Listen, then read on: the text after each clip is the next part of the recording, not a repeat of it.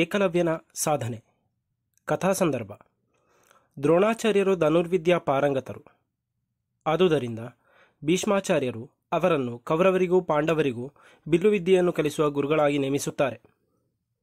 ಏಕಲವ್ಯನು ಹಿರಣ್ಯಧನು ಎಂಬ ಬೇಡನ ಮಗ. ಬಾಲ್ಯದಲ್ಲಿಯೇ ಅವನಿಗೆ ಬಿಲ್ಲುವಿದ್ಯೆಯನ್ನು ಕಲಿಯುವ ಮಹದಾಸೆ.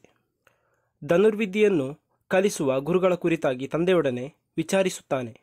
ದ್ರೋಣಾಚಾರ್ಯರ ವಿಚಾರ ತಿಳಿದು ಅವರನ್ನು ಹುಡುಕುತ್ತಾ ಕಾಡಿನಿಂದ ನಾಡಿಗೆ ಬರುತ್ತಾನೆ.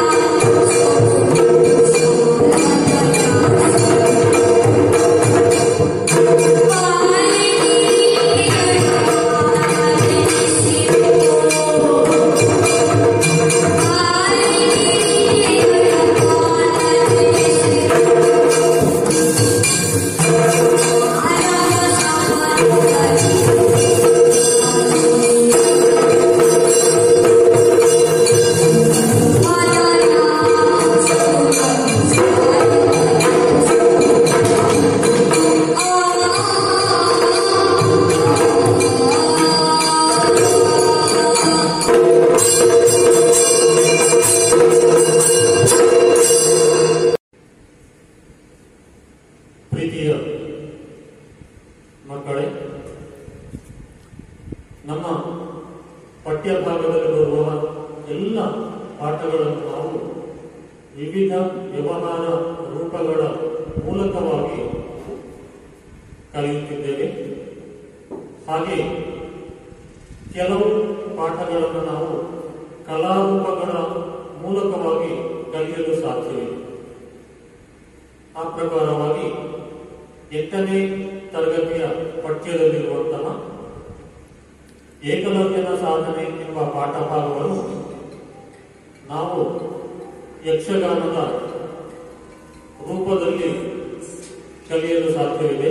ಆ ಪ್ರಕಾರ ನಾವೀಗ ಈ ಪಾಠಭಾಗವನ್ನು ಯಕ್ಷಗಾನ ತಾಳಮದ್ದಳೆಯ ರೂಪವಾಗಿ ನಿಮ್ಮ ಮುಂದೆ ಪ್ರಸ್ತುತಪಡಿಸ್ತಾ ಇದ್ದೇವೆ. Abu Jala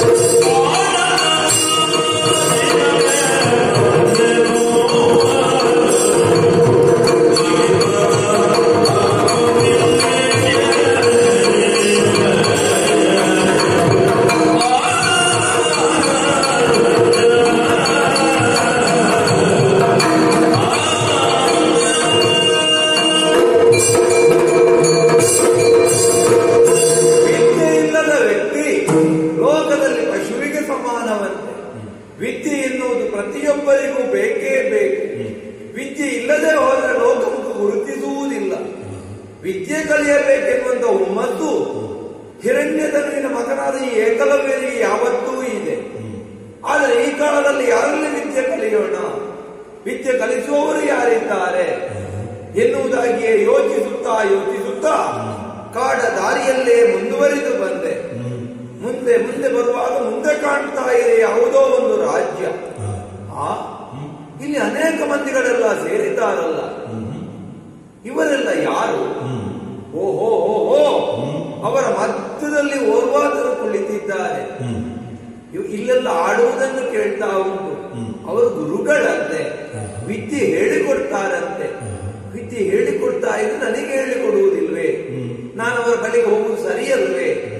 ವಿದ್ಯಾರ್ಥಿಯಾದವನಿಗೆ ಭಕ್ತಿ ಶ್ರದ್ಧೆ ಎಲ್ಲಿರ್ತದೋ ಅಂತವನಿಗೆ ವಿದ್ಯೆ ಯಾರು ಬೇಕಾದ್ರೂ ಹೇಳಿಕೊಡ್ತಾರೆ. ಆದ್ದರಿಂದ ಈಗಲೇ ಹೋಗ್ತೇನೆ. ಅವರ ಪರಿಚಯವನ್ನು ಇವರಲ್ಲಿ ಕೇಳಿದಾಗ ಇವರೆಲ್ಲ ಹೇಳಿದ್ರು ದ್ರೋಣಾಚಾರ್ಯರಂತೆ. ಯೋಚಿಸುವುದಿಲ್ಲ, ಗುರುಗಳ ಪಾದದಡಿಯಲ್ಲಿ ಬಿದ್ದು ಕೇಳ್ತೇನೆ. ಗುರುಗಳೇ,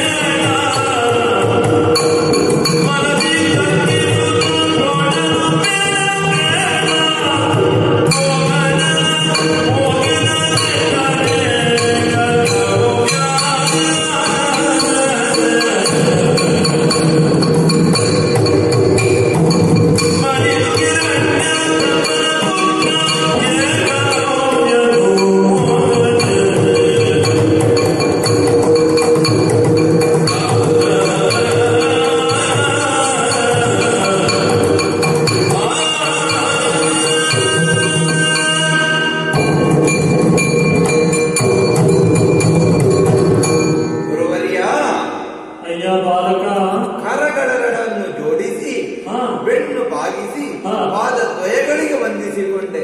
ಶುಭವಾಗಲಿ.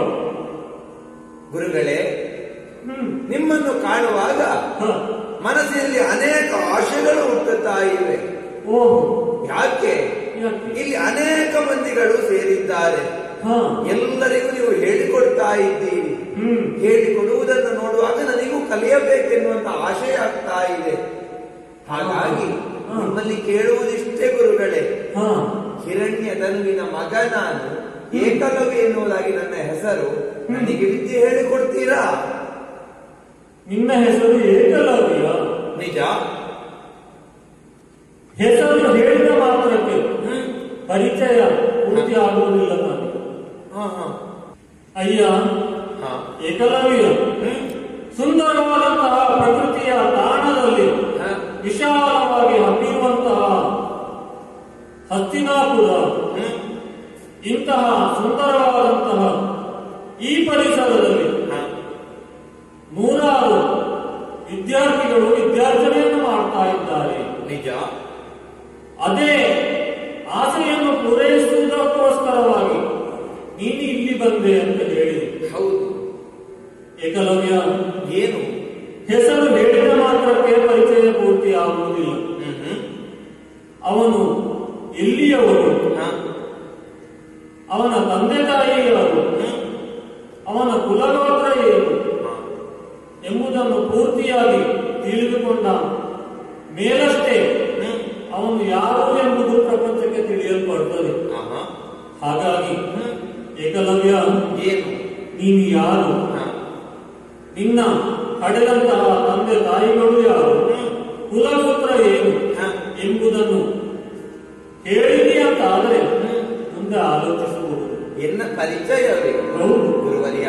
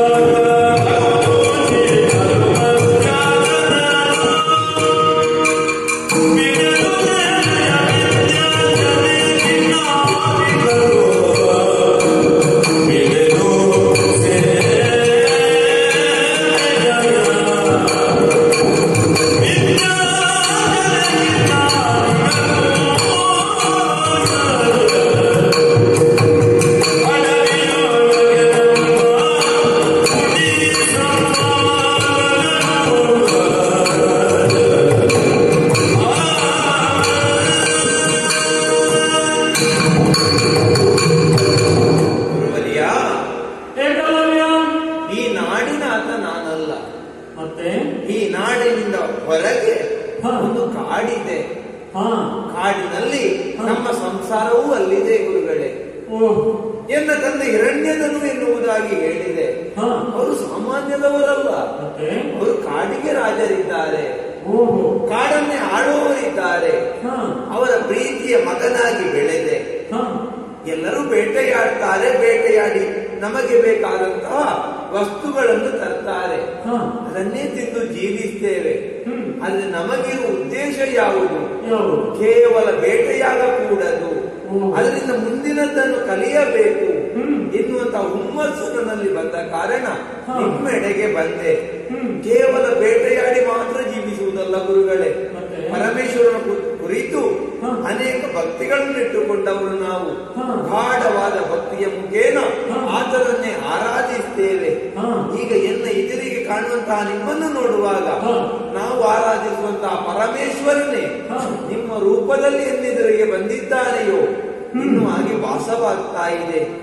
ಹಾಗಾಗಿ ಈಗಲೂ ಕೇಳುವುದು ಒಂದೇ, ನನಗೆ ವಿದ್ಯೆಯನ್ನು ಹೇಳಿಕೊಡ್ತೀರಾ ಗುರುಗಳೇ? ಏಕಲವ್ಯ,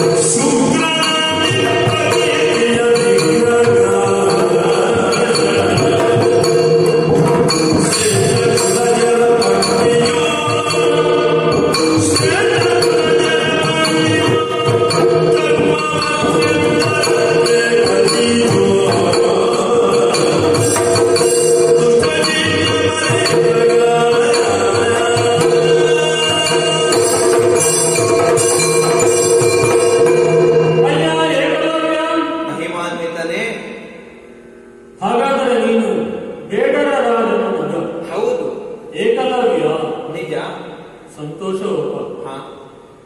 ಮಹತ್ವಾಕಾಂಕ್ಷೆ ಎನ್ನುವುದು ಜೀವನದಲ್ಲಿ ಅತಿ ಅಗತ್ಯ ಹೌದು. ಹಾಗಂತ ಎಲ್ಲ ಆಸೆಗಳು ಈಡೇರುತ್ತವೆ ಎಂಬಂತಹ ಅಭಿಪ್ರಾಯ ಇದ್ರೆ ಅದು ಜೀವನದಲ್ಲಿ ಸಾಗುವಂತದ್ದು ಹೇಳು. ಆಗುವುದಿಲ್ವೇ? ಅದು ಆಗುವಂತದ್ದಲ್ಲ. ಯಾಕೆ? ಏಕಲವ್ಯ, ನಾವು ಕುಲದಲ್ಲಿ ಬ್ರಾಹ್ಮಣರಾಗಿದ್ದುಕೊಂಡು ಕ್ಷತ್ರಿಯ ವೀರರಿಗೆ ನಾವು ವಿದ್ಯಾರ್ಜನೆಯನ್ನು ಮಾಡ್ತಾ ಇದ್ದೇವೆ. ಅಧ್ಯಾಪನ ಎನ್ನುವುದು ನಮ್ಮ ಕುಲವೃತ್ತಿ. ಅದೇ ರೀತಿ ನಿಮಗೆ ಬೇಟೆಯಾಡುವುದು ಒಂದು ಕುಲವೃತ್ತಿ ತಾನೇ. ನಿಜ. ಅದನ್ನು ಬಿಟ್ಟು ಉಳಿದಂತಹ ಯಾವ ಮಹತ್ವದ ಆಕಾಂಕ್ಷೆಗಳಿವೆಯೋ ಅದು ಈಡೇರುತ್ತದೆ ಅಂತ ಹೇಳಿದ್ರೆ ಎಲ್ಲಾ ಸಂದರ್ಭದಲ್ಲಿ ಅದು ಸಾಧ್ಯವಾಗುವುದಿಲ್ಲ. ಮಗು, ಏನು ಕೆಲವೆಲ್ಲ ಅಡೆತಡೆಗಳು ನನಗೂ ಉಂಟು. ಇಲ್ಲಿ ಅಡೆತಡೆಗಳೇ? ಹಸ್ತಿನಾಪುರದ ಕೌರವರ ಪಾಂಡವರ ವಿದ್ಯಾಭ್ಯಾಸದ ಹೊಣೆಗಾರಿಕೆ ನನ್ನ ಮೇಲಿದೆ. ರಾಜಕುಮಾರರು ಹೌದು, ಉತ್ತಮ ಕುಲಜರಾದಂತಹ ಅವರ ವಿದ್ಯಾಭ್ಯಾಸದ ಗುರಿ ಒಂದೇ ನನಗೆ. ಈ ಸಂದರ್ಭದಲ್ಲಿ ಕಾಡಾಡಿಗಳಾದಂತಹ ನಿಮ್ಮನ್ನ ಈ ಶಿಷ್ಯರೊಂದಿಗೆ ನಾನು ಸೇರಿಸಿದೆ ಅಂತ ಆದ್ರೆ ನನ್ನ ವೃತ್ತಿಗೆ ಕಳಂಕ ತಂದೀತು. ಆದ್ರೆ ಕಲಿಯುವಂತ ಯೋಗ್ಯತೆ ನಮಗಿಲ್ವೇ? ನಾವು ಕಲಿಯಬಾರದೆ? ಕಲಿಯಬಾರದು ಎಂದಲ್ಲ, ಮತ್ತೆ ಆದರೆ ಕಲಿಯುವಂತಹ ಗುರಿ ಹೇಗಿದೆಯೋ ಅದು ನಮ್ಮ ಕುಲಗಳಿಗೆ ಹೊಂದಿಕೊಂಡು ಇರಬೇಕು ಎಂಬುದು ಇದರ ಅರ್ಥ. ಕ್ಷತ್ರಿಯ ವೀರರು ಶಸ್ತ್ರ ಅರ್ಜನೆಗೆ ಅವರು ಯೋಗ್ಯರು. ನೀವು ಬೇಟೆಯನ್ನು ಆಡಿಕೊಂಡೇ ಜೀವಿಸುವವರು. ಹಾಗಾದರೆ ಬೇಟೆಗೆ ಎಷ್ಟು ಬೇಕು ಅಷ್ಟನ್ನೇ ನೀವು ಕಲಿಯುವಂತಹ ಯೋಗ್ಯತೆ ಉಳ್ಳವರು ಅಂತ ಅರ್ಥ. ಅದರ ಜೊತೆಗೆ ನನ್ನ ವೃತ್ತಿಗೆ ಕಳಂಕವನ್ನು ತರುವುದರಲ್ಲಿ ನಾನು ಆಸೆ ಪಡುವುದಿಲ್ಲ. ಅದೇ ರೀತಿ ಲೋಕದಲ್ಲಿ ದ್ರೋಣಾಚಾರ್ಯರು ಎನ್ನುವಂತಹ ನಿಗಟ್ಟಿಗೆ ಪಾತ್ರನಾದವನು ನಾನು. ಅಂತಹ ಈ ಸಂದರ್ಭದಲ್ಲಿ ಅಂತಹ ಕೀರ್ತಿಯನ್ನು ಪಡೆದಂತಹ ನಾನು ಅಪಕೀರ್ತಿಗೆ ಒಳಗಾಗಲು ಇಚ್ಛೆ ಪಡುವುದಿಲ್ಲ. ನಿನ್ನ ಆಸೆ ಇರಬಹುದು, ಹಾಗಂತ ಇಲ್ಲಿ ಅದಕ್ಕೆ ಆಸ್ಪದವಿಲ್ಲ. ಮಗು, ಗುರುಗಳೇ, ಬೇಸರ ಮಾಡಬೇಡ. ನಿನಗೆ ಇಲ್ಲಿ ಕಲಿಯುವಂತಹ ಅರ್ಹತೆ ಇಲ್ಲ ಎಂಬ ಕಾರಣಕ್ಕಾಗಿ ನಾನು ಇದಕ್ಕೆ ಇಲ್ಲ ಅಂತ ಹೇಳಬೇಕಾಗ್ತದೆ. ಹಾಗಾಗಿ ನೀನು ತೆರಳಬಹುದು. ಮಗು, ವಿದ್ಯೆ ಇಲ್ವೇ? ಹೋಗ್ಲೇಬೇಕೆ? ಅಯ್ಯೋ ವಿಧಿಯೇ, ಎಂತಹ ಪರಿಸ್ಥಿತಿ ಬಂದೊದಗಿತು. ವಿದ್ಯೆಯನ್ನು ಕಲಿಯಬೇಕೆನ್ನುವುದಾಗಿ ಗುರುಗಳ ಬಳಿಗೆ ಓಡೋಡಿಕೊಂಡು ಬಂದೆ. ಚರಣಗಳಿಗೆ ಬಿದ್ದೆ, ಬೇಡಿಕೊಂಡೆ. ಆದ್ರೆ ಗುರುಗಳು ಹೇಳಿಕೊಡುವುದಕ್ಕೆ ಮುಂದುವರಿಯಲೇ ಇಲ್ಲ. ಕಲಿಬಾರದು, ನಿನಗೆ ಕಲಿಯುವುದಕ್ಕಾಗುವುದಿಲ್ಲ. ಅದು ನನಗೆ ಮನಸ್ಸಿನಲ್ಲಿ ಹುಟ್ಟಿದ ಆಶೆ ಸುಮ್ಮನಾಯಿತೆ. ಇಲ್ಲ, ಕಲಿಯಬೇಕು, ಕಲಿದು ಸಾಧನೆಯನ್ನು ಮಾಡಲೇಬೇಕು. ಹೇಗೆ ಮಾಡೋಣ? ಗುರುಗಳೇ ಆಡಿದ್ರಲ್ಲ, ಛಲ ಇದ್ರೆ ಯಾರಿಗೆ ಯಾವುದನ್ನು ಮಾಡಬಹುದು. ನನಗೆ ಛಲ ಉಂಟು. ಗುರುಗಳ ಮೂರ್ತಿ ಕಣ್ಣಿನೊಳಗೆ ಹಾಗೆಯೇ ಉಳಿದು ನಿಂತಿದೆ. ಅದನ್ನೇ ಮೂರ್ತಿ ರೂಪವನ್ನಾಗಿ ಮಾಡ್ತೇನೆ. ಹೇಗೂ ಅಲ್ಪ ಸ್ವಲ್ಪ ವಿದ್ಯೆ ಗೊತ್ತುಂಟು.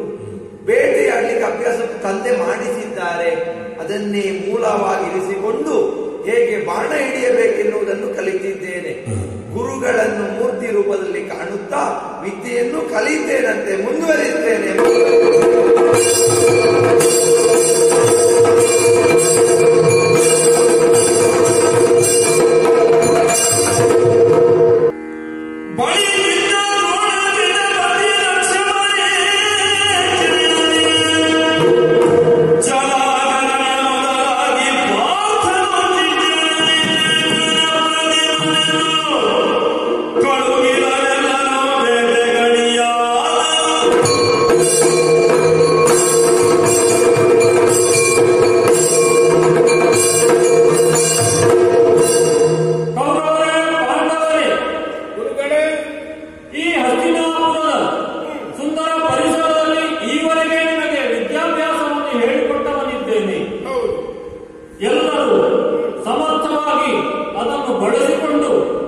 ನೀವು ವಿದ್ಯಾಭ್ಯಾಸವನ್ನು ಮುಂದುವರಿಸ್ತಾ ಇದ್ದೀರಿ. ಸರಿ.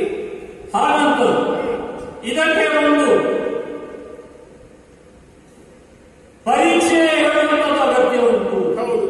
ಹಾಗಾಗಿ ಈಗಾಗಲೇ ನಿಮಗೆ ಒಂದು ಪರೀಕ್ಷೆಯನ್ನು ಮಾಡಿ ಆಗಿದೆ. ಎಲ್ಲರಿಗೂ ವಿವಿಧ ರೀತಿಯಾದಂತಹ ಪರೀಕ್ಷೆಯನ್ನು ಮಾಡಿದ್ದೇನೆ. ಒಂದನೇ ಪರೀಕ್ಷೆಯಲ್ಲಿ ಬೇರೆ ಬೇರೆ ರೀತಿಯಾದಂತಹ ಪರೀಕ್ಷೆ, ಅವರವರ ಸಾಮರ್ಥ್ಯಕ್ಕೆ ಅನುಗುಣವಾಗಿ ನೀವು ಅದರಲ್ಲಿ ಭಾಗವಹಿಸಿದ್ದೀರಿ. ಹಕ್ಕಿಯ ಹಾರುವ ಹಕ್ಕಿಗೆ ಗುರಿ ಇಟ್ಟು ಬಾಣವನ್ನು ಹೊಡೆಯುವಂತಹ ಸ್ಪರ್ಧೆ, ನೀರಿನಲ್ಲಿ ಅಡಗಿ ಕುಳಿತವರನ್ನು ಕಂಡುಹಿಡಿದು ಆ ಮೂಲಕವಾಗಿ ಗುರುತಿಸುವಂತಹ ಪರೀಕ್ಷೆ, ಎಲ್ಲರೂ ಇದರಲ್ಲಿ ಭಾಗವಹಿಸಿದ್ದೀರಿ. ಹಾಗಂತ ಇದರಲ್ಲಿ ನಾನು ಊಹಿಸಿದ ರೀತಿಯಲ್ಲಿ ತೇರ್ಗಡೆಯಾದವನು ಪಾರ್ಥ ಮಾತ್ರ. ಸರಿ. ಪಾರ್ಥ ಪಾಂಡವರಲ್ಲಿ ಕೌರವರಲ್ಲಿ ಅತ್ಯುತ್ತಮ ಬಿಲ್ಗಾರ ಎಂಬಂತಹ ಘೋಷಣೆಯನ್ನು ನಾನು ಮಾಡಬೇಕಾಗಿದೆ. ಯಾಕೆ? ಅವನದನ್ನು ಮಾಡಿ ತೋರಿಸಿದ್ದಾನೆ. ಹಾಗಂತ ಉಳಿದವರಿಗೆ ಸಾಮರ್ಥ್ಯ ಇಲ್ಲ ಅಂತ ಅಲ್ಲ, ಎಲ್ಲರೂ ಭಾಗವಹಿಸಿ ಉತ್ತಮವಾದಂತಹ ಪರೀಕ್ಷೆಯಲ್ಲಿ ತೇರ್ಗಡೆಯನ್ನು ಹೊಂದಿದ್ದಾರೆ. ಇಷ್ಟು ಮಾತ್ರ ಸಾಕು? ಇನ್ನೊಂದು ಪರೀಕ್ಷೆ ಆಗಬೇಕು. ಯಾವುದು ಗುರುಗಳೇ? ನಿಮ್ಮ ಬಿಲ್ಗಾರಿಕೆ, ನಿಮ್ಮ ವಿದ್ಯೆ ಸಫಲ ಆಗಬೇಕು ಅಂತ ಆದ್ರೆ ಕಾಡಿಗೆ ಹೋಗಬೇಕು. ಕಾಡಿನಲ್ಲಿ ಬೇಟೆಯಾಡುವುದರ ಮೂಲಕವಾಗಿ ನೀವು ಎಷ್ಟು ಜಾಣರು ಎಂಬಂತಹ ಪರೀಕ್ಷೆಯನ್ನು ಮಾಡಬೇಕಾಗಿದೆ. ಹಾಗಾಗಿ ನೀವೆಲ್ಲರೂ ಬೇಟೆಗಾಗಿ ಕಾಡಿಗೆ ತೆರಳಿ. ನಿಮ್ಮ ಇಚ್ಛೆಯಂತೆ ಆಗಲಿ.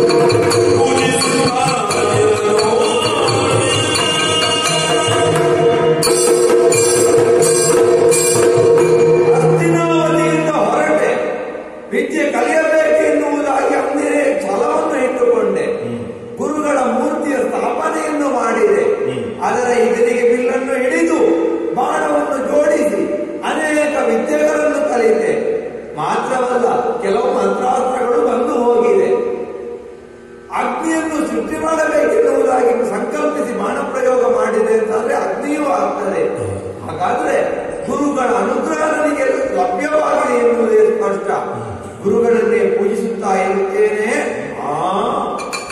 ಯಾವುದೋ ಒಂದು ಶ್ವಾನದ ಶಬ್ದ ಕೇಳಿ ಬರ್ತಾ ಇದೆಯಲ್ಲ, ನನ್ನ ವಿದ್ಯೆಗೆ ಭಂಗವಾಗಿದೆ, ಕಲಿಯುವುದಕ್ಕಾಗುವುದಿಲ್ಲ. ಹಾಗಾದ್ರೆ ಆ ಶ್ವಾನದ ಬಾಯಿಯನ್ನು ಮುಚ್ಚಿಸಲೇಬೇಕು.